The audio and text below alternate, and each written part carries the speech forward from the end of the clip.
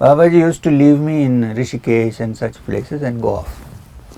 I am supposed to fend for myself and be on my own. Then he'll say, come here, then you go there, or he'll come and take. So it was one of those times when I was set to be in Rishikesh. So I was staying in Mauni Baba's cave, coming across, going, happy. Swami Krishnananda was taking Upanishad classes in Divine Life Society, so sometimes I used to join. He asked me one day, why are you not joining the ashram? I said, no, Swami. So this was going on. And every morning at 4 o'clock I had a ritual to go to the ghats opposite the Kailash Mutt. There is an orthodox branch of the Shankara Mutt called the Kailash Mutt in Rishikesh. Just before when you enter Munikireti. Just opposite that there is a ghat which used to be very quiet in those. Nobody used to, except some people from the Matha. So my habit was to go at 4 o'clock. That is the only way to destroy sleep. Take a dip and come out with a towel, sit there and meditate for a while. Now I won't mention the name because it is not right.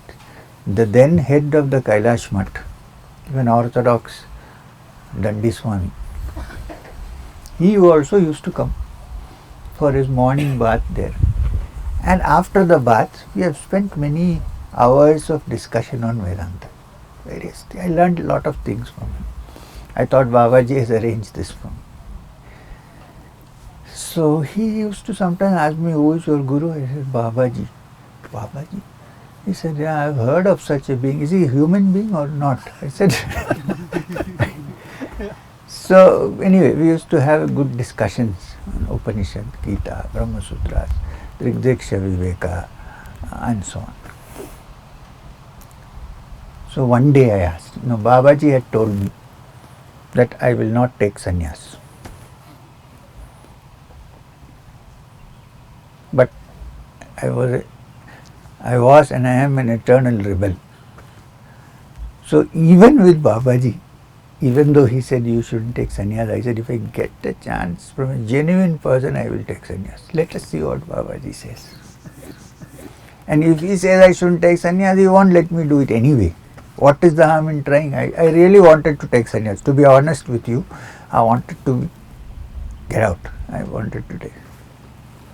So one morning when Maharaj came, I sat with him and talked to him and broached the subject. He said, Maharaj, I want to take sannyas. I have seen so many sadhus here, but you are different. Can you give me sannyas? So Swamiji looked at me, his face was a little pained and flushed. He was a very fair man. He was very flushed. He said, you are quite qualified for sannyas, he told me. He said, you are qualified. If I find a disciple who I should give sannyas, I think you are qualified to take sannyas. But I am the head of this matha. Here, formally, we cannot give sannyas to outsiders in this matter. So, I have a job. I have to look after them. I cannot break that rule. But I have a solution for you. What is that? The rule is that I should not give you sannyas inside the matha. Nobody will ask me if I give you sannyas outside the matha. I said, pepped up. I said, yes, Maharaj, that is wonderful. So when are you going to do it? He said, on the next Monday morning, which was 3 days left, you come back to me. Previous evening, shave your head.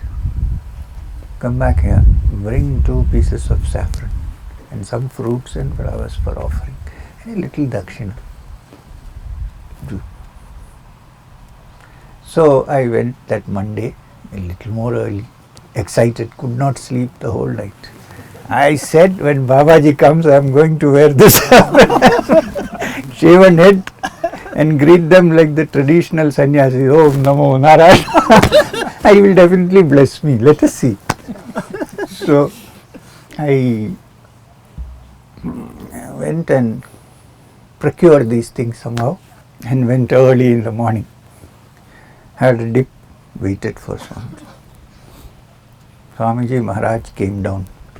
When he came down itself, his face was flushed and red and his eyes were red. There were tears in his eyes. And he came back and he said, "Why did you deceive me?" I said, "I didn't deceive you. I didn't say anything. I was actually..." He said, "You did not tell me that your guru said not to take sannyas." I said, "But he said, but..." "This is not done." This is not done. He said to you, don't take sannyas. And you came surreptitiously and asked me. This is not done. He has his plans for you. I said, but how did you come to know? What happened? He said, yesterday night when I went to bed, he appeared before me. And he said, who are you to give him sannyas? He said, do you seriously think you have a sannyasi? You have become so perfect that you want to give sannyas because he asked you. Did you ask him, do you have a guru? Did you take permission? Did you ask him? No. Don't do this in future. So he came and he never used to touch people. He hugged me and said, I would have given you sannyas, but I cannot because your guru doesn't. And then he said, while going, he said, thank you because I have heard of your Babaji. Because of you, I saw him.